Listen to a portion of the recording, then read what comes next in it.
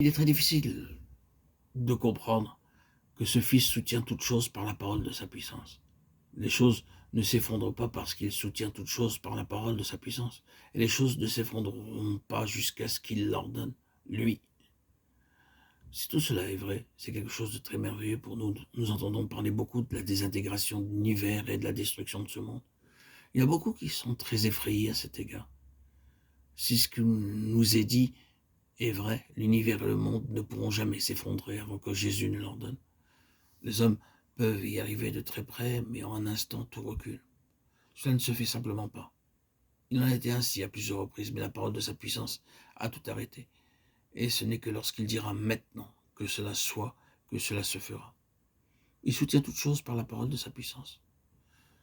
Ne pouvons-nous pas aller jusqu'à dire que cela devait être un réconfort personnel pour nous? Il semble quelquefois que notre propre petit monde va s'effondrer, que nous sommes arrivés au bout. Oui, cela s'applique ici également. Il soutiendra toutes choses jusqu'à ce qu'il décide qu'elles doivent s'effondrer. Nous avons ici le Fils identifié et décrit. Et nous pouvons entrer dans le contenu plus vaste de la lettre aux Hébreux, la grandeur du Fils en comparaison avec d'autres grandes choses et d'autres grands hommes. Il dit au verset 4e du premier chapitre, il est devenu d'autant supérieur aux anges. Les anges sont les êtres les plus élevés et les plus proches de Dieu et du Fils. Oui, il nous est souvent parlé des anges dans la Bible. Pierre dit qu'ils sont grands en force et en puissance, de Pierre 2,11. Dans le livre des Juges, il nous est dit qu'un ange avait une apparence très imposante et la femme qui le vit fut fort effrayée, jusqu'à craindre la mort. Elle dit, un homme de Dieu est venu à moi. Il avait l'aspect d'un ange de Dieu, un aspect redoutable. Juge, chapitre 13, verset 6.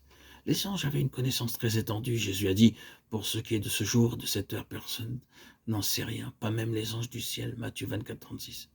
Si quelqu'un devrait savoir où ce sont les anges, car la connaissance est si parfaite et si grande, mais les anges eux-mêmes ne savent pas cela. Les anges ont une vaste connaissance. Il y a un nombre immense d'anges. Il y en avait des myriades, des milliers de milliers. Apocalypse 5, 11. Ils sont en un vaste nombre. Les anges sont tout près du trône de Dieu et ils ont accès en sa présence. Cela ressort dans l'une des plus belles vérités que Jésus ait dites à l'égard des petits-enfants. Gardez-vous de mépriser aucun de ces petits, car je vous dis que leur ange dans les cieux voit sans cesse la face de mon Père, qui est dans les cieux. Matthieu 18, 10. Nous ne comprenons naturellement pas cela, car c'est une chose très mystérieuse. Mais Jésus dit que les anges ont accès au trône de Dieu, lui-même. Il n'y a qu'un seul qui soit plus près. L'œuvre des anges est très variée. Regardons cette lettre aux Hébreux, car nous nous tenons très près d'elle. Auquel des anges Dieu a-t-il jamais dit « Assieds-toi à ma droite jusqu'à ce que j'ai mis tes ennemis sous tes pieds pour te servir de marchepied » Les anges ne sont-ils pas des esprits, tous au service de Dieu, envoyés par lui pour exercer un ministère en faveur de ceux qui doivent recevoir en héritage du salut? Hébreux 1, 13, 14. Et quelle œuvre ils ont à accomplir? Pensons à tous les héritiers du salut dans le monde tout entier, dans toutes les générations. Il nous est dit ici que les anges ont à veiller sur eux et sur leur intérêt pour exercer un ministère en faveur de ceux qui doivent recevoir en héritage le salut. Nous les voyons naturellement pas, mais si la Bible est vraie, les anges sont là et sont des êtres très occupés. Ils ont un service très grand et très précieux. Tous les besoins différents de ces héritiers du salut sont leur responsabilité. Les anges sont donc d'un ordre très élevé, mais il nous est dit dans cette lettre aux Hébreux, le Fils est beaucoup plus grand que les anges. C'est ce que dit ce verset 4e du premier chapitre. Il est devenu d'autant supérieur aux anges qu'il a hérité d'un nom plus éminent que le leur.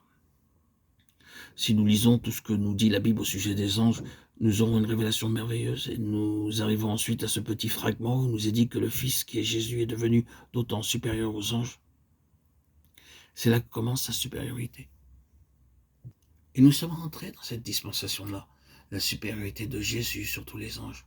Peut-être n'avons-nous pas suffisamment pensé au ministère des anges, mais ils sont évidemment très occupés pour chacun de nous.